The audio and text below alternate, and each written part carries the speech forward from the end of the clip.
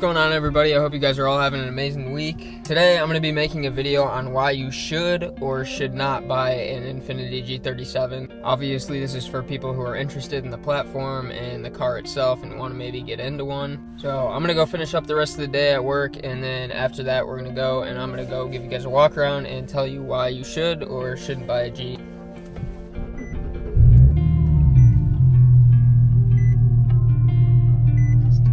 I haven't driven the car all those miles. I did buy the car at around 112,000 miles. So I've put roughly 13 to 14,000 miles on it in less than a year. This is literally all I do on my lunch break is go through, read your guys' comments, respond, like, all that stuff.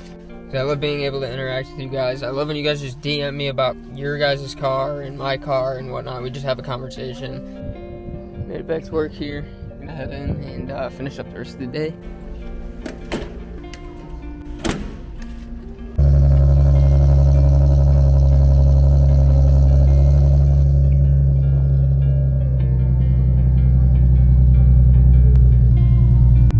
Just got off work. I'm gonna head home. I'm gonna change and then head over to another little spot of mine and kind of explain to you guys, you know, why you should or shouldn't buy a G37.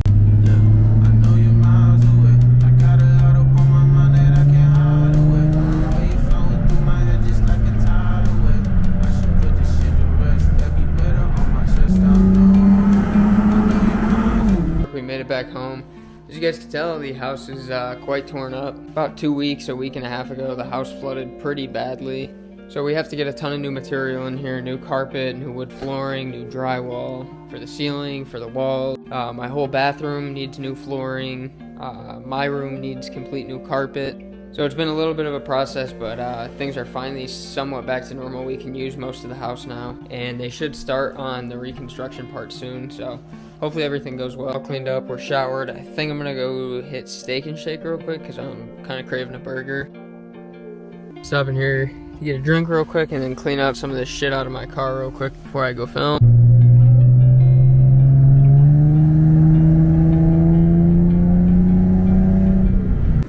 Alright, so I'm going to just start off with the reasons why I think you should buy a G37, and personally the reasons why I did buy a G37. I think one of the most obvious reasons people buy cars is for how they look, and that's probably one of the biggest reasons I bought this car. For a 2011, I just think this car looks pretty damn good. There isn't too many like sharp body lines on the car that like leave it in a certain time era, if that makes sense. You can obviously tell the car isn't from, you know, 2024 or like 2020 or anything near that, but still I don't really like look at this car and be like, damn, it's 13 years old. I apologize about all the background noise. There's kind of at like a warehouse right now, and they just turned a bunch of shit on the second I got here. So I guess on the topic of looks, the next main reason I kind of bought this car was the interior.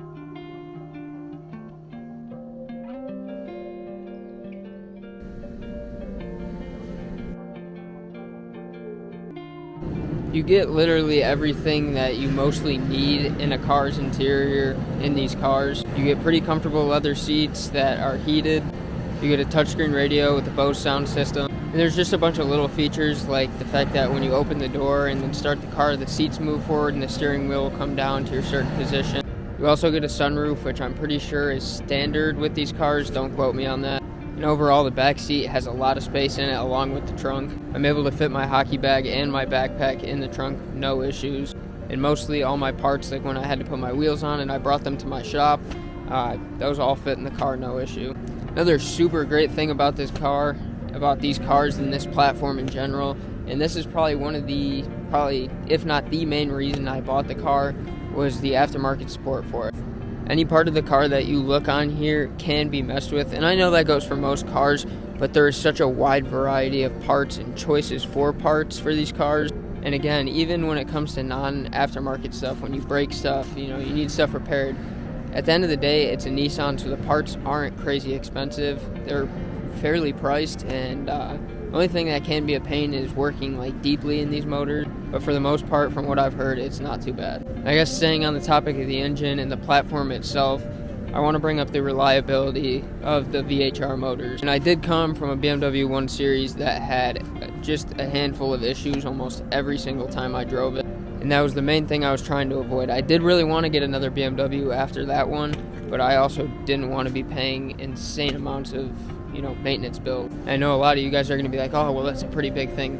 The water pump did go out, but it was kind of a blessing in disguise because they were able to open up the motor, take the gallery gaskets out, put new gallery gaskets in, new timing chain, all the components for that, new serpentine belt, pulleys, tensioners, all that good stuff. And the car should be good to go for a good while now. And before that, I literally had 0 issues, and I've driven the car about, say, 14,000 miles in the time period that I've owned it. And that was just one bill, and that was it. And the car's been running great ever since. And mind you, my BMW was completely stock. It was a stock N52 inline 6, naturally aspirated, versus this car, which is a V6, but it's got almost full bolt-ons, it's tuned, and I drive the piss out of it. So that's one thing I like to have in the back of my head, is that I can go out, have fun in this car, and not have to worry about waking up the next morning to a check engine light and 6 different, engine code. And this kind of takes everything that I said and kind of wraps it all up into one. And the reason that I think people should buy these cars, it's for the price and everything that you get for the price. You can find a good, clean example of one of these for around $8,000 to $10,000. If you want to go the route with bolt-ons and tune, if you're going for speed, you can do that for under $4,000 or $5,000 and make about 340, 350 wheel. Where there's a ton of aftermarket boost applications for these cars. And yes, it's not as affordable, mod-wise, as a BMW, where you can just do a downpipe, a tune, and you're at $500, $550. But at the same time, you're also not paying that $35,000, $40,000, $50,000 for a BMW. I think the price just kind of sums everything up with this. For everything that you get for the price, I don't think there's a better quote-unquote beginner sports car on the market. I really don't think there is, especially when it comes to looks. Like I said, aftermarket capabilities are endless. You can literally do almost anything with these cars. And as long as you get one that was somewhat well maintained, you're going to have a reliable car. Now, some of the reasons I would suggest you stay away from these cars is, first thing I can think of is gas. These cars, from factory, they already need to take premium gas. So if you're someone who's worried about gas prices and paying the extra price for premium gas, this car is probably not for you. Where I live here in Illinois, on a weekly average, it's probably about $80 to fill the car up, because these cars do have a pretty big gas tank. I believe it's 20 gallons. And you would think, oh, well, it's a V6, it's not a V8, it'll probably get good gas mileage. I know people with V8s who get better gas mileage in their V8s than I do in this V6. Yes, mine is obviously modified, tuned, and all that stuff, but still, even when they're not, they still aren't the best on gas.